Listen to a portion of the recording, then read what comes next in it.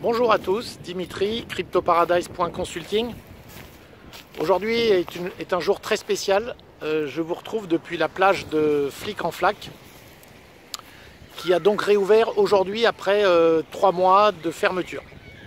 Voilà, donc les plages ont réouvert aujourd'hui, donc je vous dis pas comme ça fait du bien quand même. Sur une île comme Maurice, ne pas avoir de plage, c'est un petit peu comme si vous enleviez quand même un bon gros pourcentage de ce qui fait quand même l'île Maurice. Donc voilà, aujourd'hui je vous retrouve pour une vidéo avec un sujet passionnant qui est le débat qu'il y a dans la communauté sur est-ce qu'il vaut mieux avoir de l'or ou des bitcoins. C'est un débat sans fin et je vous ai mis une vidéo hier sur mon blog cryptoparadise.consulting. Vous allez retrouver donc un débat qui a eu lieu entre Saifeddin Ammous, qui est un grand adepte de l'école autrichienne et qui enseigne à l'université, enfin qui est libanais et qui je crois enseigne au Liban, et qui a donc qui est l'auteur d'un livre très fameux qui s'appelle The Bitcoin Standard, donc le standard Bitcoin, et qui a eu beaucoup de succès avec ce bouquin puisqu'il envisage le Bitcoin comme la monnaie du futur pour les règlements internationaux du commerce international, un petit peu ce qu'était l'or avant 1971. Donc voilà pour Saifeddin. De l'autre côté, nous avons Roy Sebag qui est à l'origine de Gold Money. Gold Money est un site qui vous permet d'avoir de l'or de manière sécurisée dans des coffres en Suisse ou ailleurs d'ailleurs, et qui existe depuis plusieurs années, qui a beaucoup de succès. Alors comme vous vous en doutez, on avait d'un côté Saifeddin Ammous qui était un pro Bitcoin et de l'autre Roy Sebag qui est un pro or. Alors moi ce que je regrette dans ce débat, même si c'était très très intéressant, ce que je regrette c'est qu'il y ait eu pas mal d'émotions et que finalement les arguments n'ont pas été trop écoutés ni de l'un ni de l'autre, chacun restant un petit peu sur ses positions. Alors moi je vais un petit peu faire la synthèse en disant une chose très simple, d'ailleurs je l'ai déjà dit plusieurs fois dans mes vidéos, l'or ou le bitcoin sont les deux seules possibilités sérieuses pour rester liquide tout en étant débancarisé, c'est-à-dire en sortant son argent des banques. C'est pour ça que j'ai moi un peu de mal à dire ce que je préfère, même si très clairement les arguments de l'un et de l'autre, je les trouve, les deux me semblent totalement pleins de bon sens.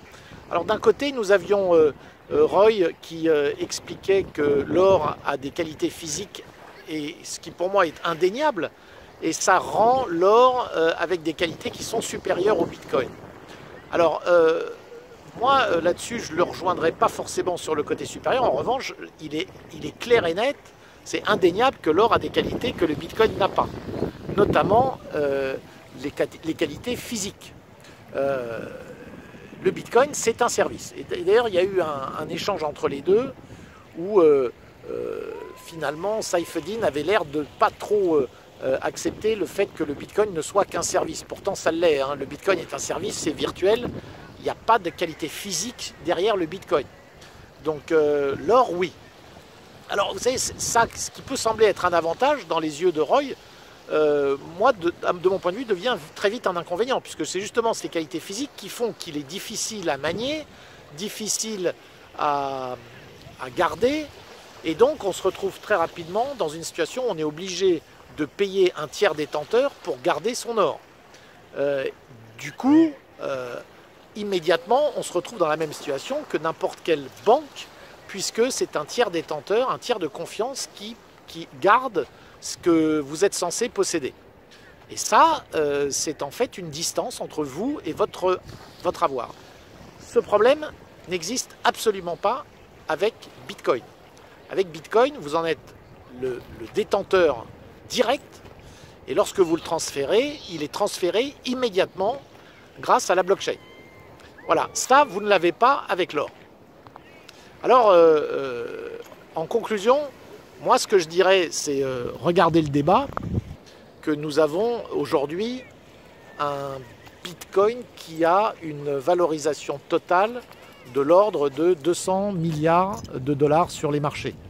Si vous regardez en face ce qu'on a au niveau de l'or, la valorisation totale, la capitalisation totale de l'or, elle est de 8 trillions, c'est-à-dire 8000 milliards, donc environ 40 fois plus.